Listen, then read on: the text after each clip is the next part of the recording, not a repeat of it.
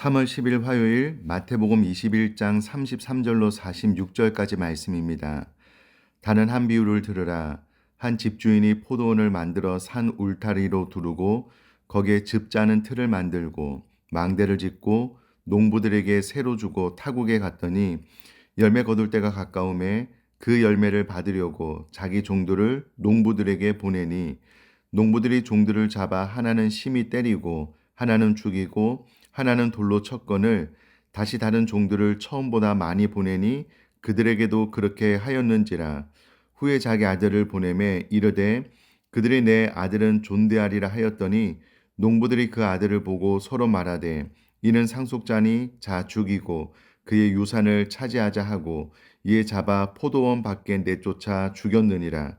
그러면 포도원 주인이 올 때에 그 농부들을 어떻게 하겠느냐? 그들이 말하되 그 악한 자들을 진멸하고 포도원은 제때에 열매를 바칠 만한 다른 농부들에게 새로 줄지니이다.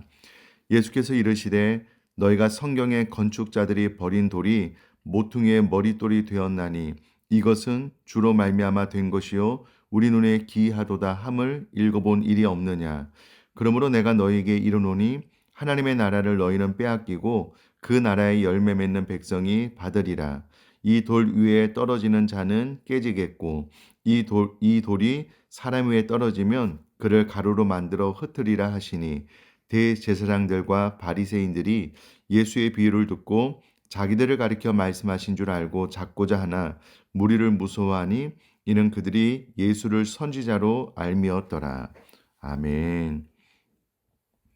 오늘 본문의 말씀은 성전 정화 사건 이후로 대제사장들과 종교 지도자들이 예수님께 누구의 권위로 무슨 권위로 이와 같은 일을 하였느냐라고 물을 때에 예수님께서는 두 아들 비유를 말씀하셨고 오늘은 더 엄중하고 강렬하게 포도원 품꾼 비유를 통하여 명확한 교훈을 베풀고 있습니다. 오늘 본문 말씀을 통하여 우리가 알 수 있는 것은 하나님은 우리에게 인생 혹은 사명이라는 포도원을 맡기셨다라는 것이고요. 그렇다면 우리들의 마땅한 태도는 무엇이어야 되는가라는 것을 본문 말씀을 통해서 교훈을 해주고 있습니다. 비유는 어떤 교훈을 감추기도 하지만 그러나 어떠한 교훈을 명확하게 드러나게 하는 특징을 가지고 있습니다. 오늘 본문은 우리에게 하나님께서 명확하게 드러내어 교훈해 주시는 본문의 말씀입니다. 세 가지로 나누어서 묵상을 해보고 교훈을 받을 수가 있는데 그 첫 번째는 주님은 우리에게 가장 좋은 것을 이미 맡겨주셨다라는 내용입니다.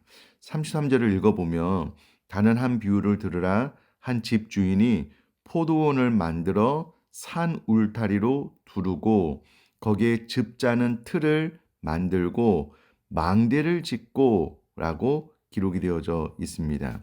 하나님은 우리에게 마치 잘 만들어진 포도원을 우리에게 맡겨주신 것처럼 하나님은 우리에게 가장 좋은 것을 이미 맡겨주셨다라는 것을 33절 말씀을 통해서 알 수가 있습니다.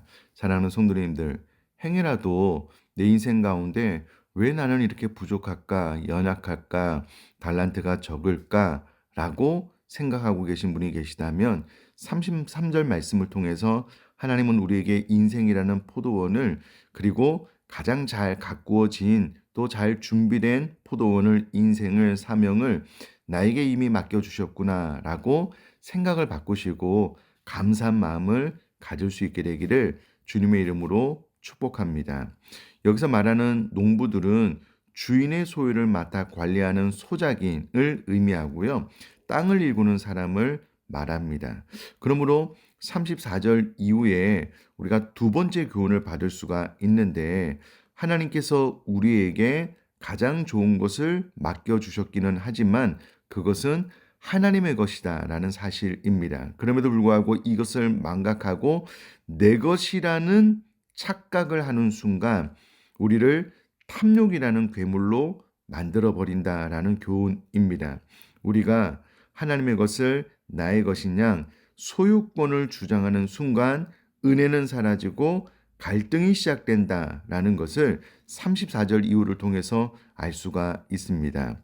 이 포도원의 주인은 당연히 열매 거둘 때가 가까워지면 종들을 농부들에게 보내어 그 열매를 받게 되는 것을 이 비유를 듣는 모든 이스라엘 백성들 종교 지도자들은 알고 있었습니다. 그런데 예수님의 비유가 주인이 종들을 농부에게 보냈을 때에 농부들이 종들을 잡아 하나는 심히 때리고 하나는 죽이고 하나는 돌로 쳤다. 또 다시 다른 종들을 처음보다 많이 보냈는데 그들에게도 그렇게 하였다. 이제 마지막 자기 아들을 보냈는데도 자기 아들을 상속자니 죽이고 그의 유산을 차지하자 이에 잡아 포도원 밖에 내쫓아 죽였다라는 비유를 통해서 이 농부들은 애당초 주인의 소유를 맡아 관리하는 소작인임에도 불구하고 어느 순간 이것이 주인의 것이 아니고 내 것이다라고 착각을 하게 되고 이내 탐욕이라는 괴물에 사로잡혀 소유권을 주장하게 되니 애당초 이 농부들에게 주인이 이 포도원을 맡겼을 때에 감사합니다라고 생각했던 은혜는 사라지고 이 포도원 주인과 갈등이 시작되고 결국은 이 포도원 주인이 돌아올 때에 농부들을 진멸하게 된다라는 교훈을 베풀어주고 있습니다. 사랑하는 성도님들, 우리 인생의 주인은 하나님이신 줄 믿습니다. 하나님은 이 땅에 우리에게 사명, 인생을 맡겨주시고 주인 되신 하나님을 위하여 살라라고 우리에게 시간을 허락해 주신 줄 믿습니다.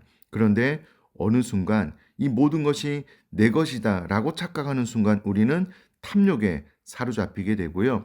하나님, 이것은 나의 인생입니다. 나의 것입니다. 라고 주장하는 순간 우리는 은혜가 사라지고 하나님과 갈등이 시작하게 된다라는 것을 기억을 하고요. 그 끝은 40절 말씀 41절에 나와 있는 하나님이 주님이 다시 오시는 그날 하나님의 심판만 있을 뿐이다라는 것을 반드시 기억하고 내 것이 아니라 하나님의 것, 나는 하나님의 것을 잠깐 맡아 관리하는 농부 청직일 뿐입니다 라는 마음을 평생 잃어버리지 말고 하나님 앞에 바른 태도로 삶을 살아나갈 수 있게 되기를 주님의 이름으로 축복합니다. 세 번째 교훈은 버려진 돌을 머릿돌 삼으신 하나님에 대한 말씀입니다. 세상이 거절한 예수님이 우리 인생의 유일한 기초가 됩니다 라는 것을 42절에 이후에 이야기를 해주고 있습니다. 42절에 모퉁이의 머릿돌이 되신 예수님에 대해서 이야기를 하고 있는데요. 모퉁이의 머릿돌은 건물의 벽과 벽을 잇는 가장 중요한 기초석이고 거대한 성전을 지탱하는 핵심 돌인데 바로 그것이 예수님이다 라고 이야기를 하고 있습니다. 그런데 이 예수님을 세상은 거절하고 버렸다라는 겁니다. 그러나 우리에게 예수님은 성전된 우리를 지탱하는 가장 핵심적인 돌이고 예수님을 믿는 이 신앙 고백 기초 위에 비로소 성전 집을 인생의 집을 지을 수 있다라는 교훈이 42절 이하에 베풀어지고 있다라는 것을 기억하고 세상은 예수님을 버렸지만 우리 인생의 유일한 기초는 예수님입니다 라는 신앙 고백 위에 믿음과 신앙을 잘 쌓아나갈 수 있는 저와 여러분 될 수 있기를 주님의 이름으로 축복합니다. 제가 한번 기도하겠습니다. 살아계신 하나님 아버지, 이 비유를 통하여 주님은 우리에게 가장 좋은 것을 이미 맡겨주셨음을 깨닫게 해주셔서 감사합니다. 하나님, 우리 인생이라는 귀한 기회를 또 우리에게 사명이라는 것을 맡겨주셨으니 가장 좋은 것을 주셨다라는 확신 가운데 감사함으로 신앙생활을 할 수 있도록 인생을 살아갈 수 있도록 은혜 허락하여 주시기를 원합니다. 더하여서 하나님, 우리는 농부들이고 우리는 청지기일 뿐인데 어느 순간 내 인생이 내 것이다라고 착각하는 순간 탐욕에 사로잡히게 되고 내 것이다라는 소유권을 주장하는 순간 은혜는 다 사라지고 갈등이 시작되므로 우리들의 평생에 나는 농부입니다. 나는 청지기일 뿐입니다. 내 인생의 주인은 하나님입니다. 라는 것을 반드시 기억할 수 있도록 은혜 허락하여 주옵소서. 더하여서 세상은 예수님을 거절했지만 우리 인생의 유일한 기초는 예수님임을 기억하고 이 예수님을 믿는 신앙 고백 위에 우리 인생의 건물을 하나님을 위하여 성전을 잘 세워나갈 수 있도록 성령으로 역사하여 주옵소서. 감사드리며 예수님의 이름으로 기도드립니다. 아멘.